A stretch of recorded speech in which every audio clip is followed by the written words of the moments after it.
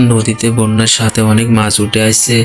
এই তো একটা মাছ পাইছি, এটাকে ধরি, আজকে বালতি ভরে মাছ নিয়ে যাব, মামা অনেক খুশি হবে। এখন কিছু কাঁকড়া ধরতে হবে। এই তো মাছ পাইছি।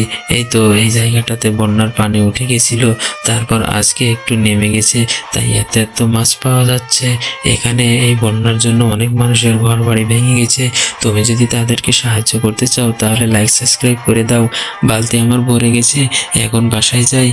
মাম্মাম কোথায় আপনি? দেখুন অনেকগুলো মাছ ধরছি।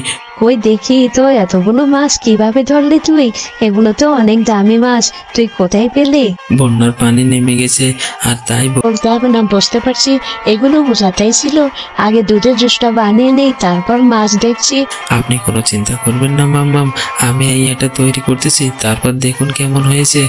ওয়াও, অনেক বড় বড় মাছ। মাছগুলো খেতে অনেক টেস্টি লাগবে। অনেক টেস্টি।